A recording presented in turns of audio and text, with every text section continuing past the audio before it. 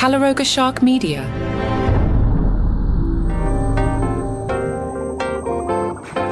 Hi there, I'm Johnny Mac, and this is Daily Comedy News, a daily briefing on stand-up comedy comedians and the comedy industry, which is a sentence you might say if you were trying to retrain the Spotify algorithm to rank your show higher. Jerry Seinfeld was on We Might Be Drunk with Mark Norman and Sam Morril. Pulled a couple clips. I feel like all this is forced. Like, Mark Norman is trying way too hard to impress Jerry, who you can't impress. I've met the man. You just can't. And Sam has nothing to add. Also, looking at the show, and in today's Substack, I will have a clip of what the show looks like. And it doesn't look good. Says the guy in his basement wearing a yellow hoodie and his headphones on crooked, but it just doesn't look good. Anyway, Mark shared some of his pet peeves with Jerry Seinfeld. Well, now they turned the tip thing around. You seeing this? I'm sure you got 20 minutes on the tip flip. You know that at Starbucks where they flip the screen? Yeah. And it says 18%, 20%, 25%. I saw one recently that was I think 25, 50, 75. Come on. I don't even 75. 75. It was insane. We're in Dubai. Come on. Yeah, everything's tipped now. Everything's tipped. The service has gotten worse. Anything where they get in, you cannot get them out. Yeah. Right? They got away with it. And that's it. And they're taking the money. I was just reading on the way down. You watch Red Zone on Sunday, right? Sometimes. So they put commercials on it. Yeah. It's like $280 for this channel to watch football with no commercials. Okay. And they say, well, you won't notice it. But now they're all... But that's it. They're not going back. Nobody goes back. They also discussed whether or not comedians should be married. It is one of the great marriage savers because you're like, I got to go. I got to do a set. And you're like, I'm out of the house. Can you believe what this guy's got going on? His wife comes home from work. Would you rather? She works at home. She works at home. Oh, she works at home. Yeah. He comes home from doing this or whatever he's doing, and then he goes out to the clubs. During the week. And then he goes out on the weekends. They have a baby. Oh, we had a canceled flight, Gary Veter and I, this weekend, and Mark texts him, oh, man, so extra time away from the kids. I'm like, yeah, no, we're not happy about it. That said so much about you. Well, I think it's a marriage saver, that road time. It is, because you're not really designed to be married. No. A comedian is not... Jim Gaffigan used to say, whenever he would hear about a comedian getting married, he would go, why? Speaking of whether or not comedians should be married, Amy Schumer announced that she and husband Chris have ended their marriage. As I've said on this show before, I think that's truly sad. I don't want to see any marriage end. I don't come here to dunk on Amy, but Amy continues to make decisions that just bewilder me. Amy wrote this on Instagram. I'm going to read it verbatim, and the first three words she wrote are blah, blah, blah. It's not me being flippant. That's what she actually wrote to announce her divorce. Amy Schumer on Instagram posted a picture of herself, Chris, and their son on the New York City subway. The caption, quote, blah, blah, blah. Chris and I have made the difficult decision to end our marriage after 7 years. We love each other very much and will continue to focus on raising our son. We would appreciate people respecting our privacy at this time. Once again, Amy writes blah, blah, blah. Not because, misspelled, I dropped some pounds and thought I could bag S basket. And not because he's a hot James Beard Award-winning chef who can still pull some hot tail. Amicable and all love and respect, family forever. I imagine Amy has a publicist or access to a publicist and could have just released a statement and said, respect our privacy, and I think we all would. It's just weird. A source close to the pair tells People, there's nothing ugly, it's a cohesive split. They've just been finalizing a few things. The New York Post reported that Amy sold her Brooklyn Heights townhouse for less than she paid. City records show that Amy sold the 4-story residence at 19 Cranberry Street for $11 million, roughly $1.25 million below the price she and her husband paid in 2022. The 5-bedroom property, built in 1829 and appears in the film Moonstruck, spans roughly 5,500 square feet and includes a private garden and gated parking, a restored roof, original fireplace mantels, and a custom kitchen outfitted with antique cabinetry and a wine cellar, according to a prior listing. Did you watch Robbie Hoffman's special? It's pretty fantastic. I still can't decide if it's the number 2, 3, or 4 special of the year. At worst, it's number 4. You should watch it. John Mulaney, producer of the special, interviewed Robbie Hoffman for GQ. This interview, as you can imagine, with Mulaney and Robbie is all over the place. I'll pick away at it over the next couple days. Mulaney's opener, If you open a water bottle and you don't hear a crack, do you still drink it? Robbie Hoffman said, mm-mm. Mulaney said, I found that if I note that it doesn't crack, but I still drink it. Mulaney was curious, did you ever have a time where you pulled back, or have you been full blast your whole life?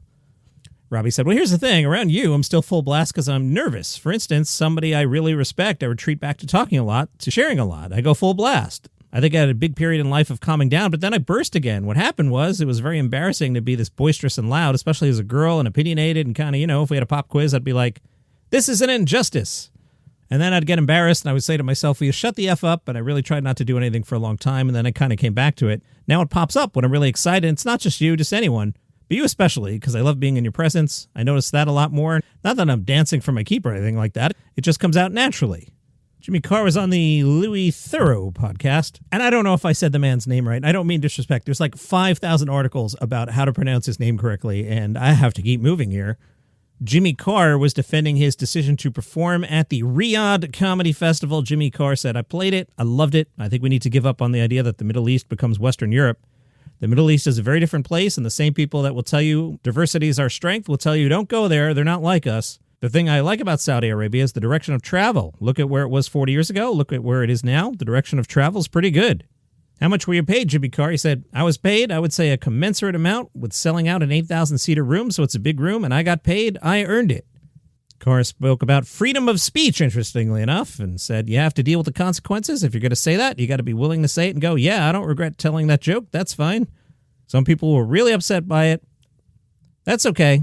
I've got the people that come and see me, and they really like that stuff, and I've got to serve them, not someone else.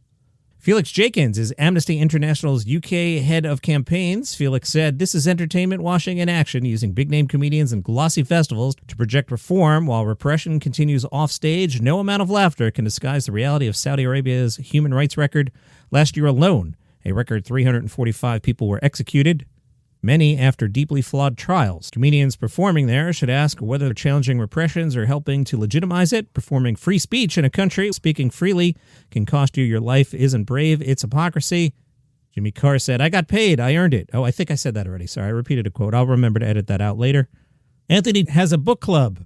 He told Vulture, yes, I'm going to start a book club next year, Jeselnik Book Club. And the goal is to try to get guys to read literature. I feel like people say, I do like to read, but I read serious books, and that drives me crazy. I think that literature is serious, if not more serious, than nonfiction. You learn just as much. I think the world is lacking in empathy, and that guys can benefit from literature. I've got a list of 12 books of the month, but that might change if something new comes out.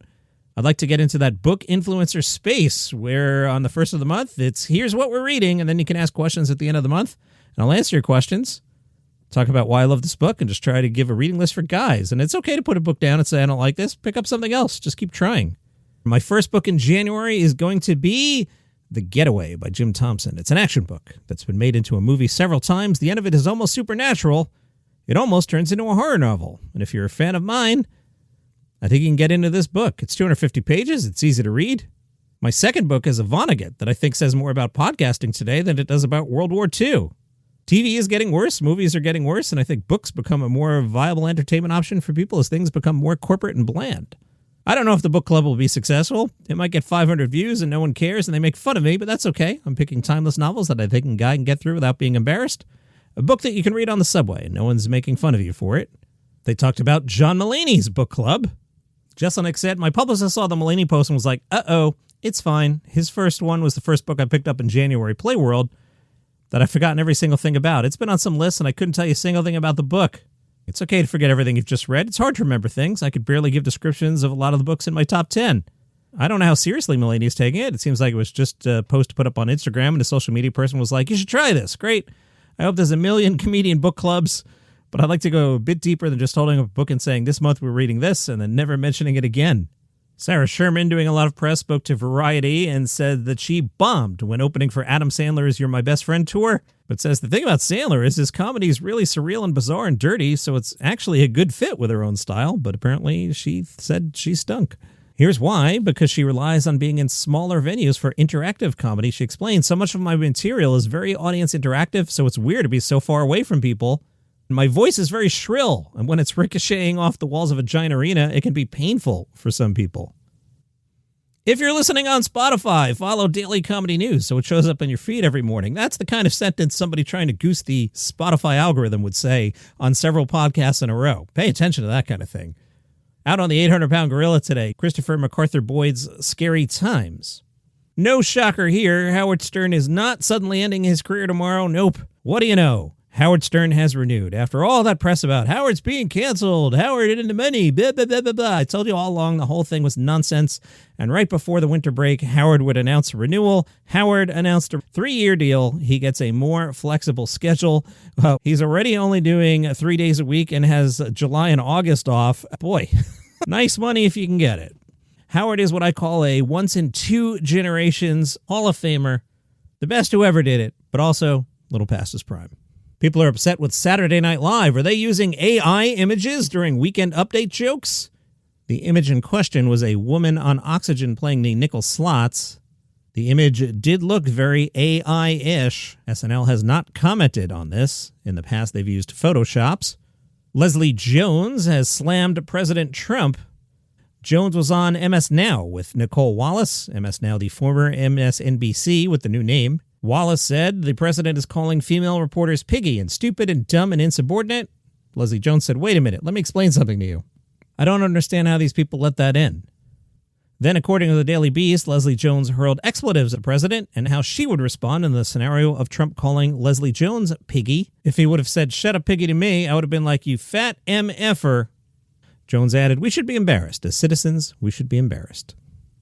Wanda Sykes was honored at Variety's Power of Women LA event. Now, I'm not sure the HR department would be too happy with Wanda Sykes. Pay attention to this quote here from Wanda Sykes. Wanda said, my joy is when I'm able to hire somebody. And you know who I like to hire? Women. I'll be upfront with you. When it comes to a position and I look on the paper, Variety said Sykes was holding out her arms with the hand representing the man slightly elevated above the woman one. So back to the quote. When it comes to a position, I look on the paper, she might be right here and he's up there. I'm hiring the woman. That's just how I operate. And I'll be honest with you, if she's a black woman, girl, you got the job. Sykes drew applause from the crowd. Sykes added, when women thrive, the community thrives. We make everyone around us better. When we win, everybody wins. When men win, sometimes they get a younger wife.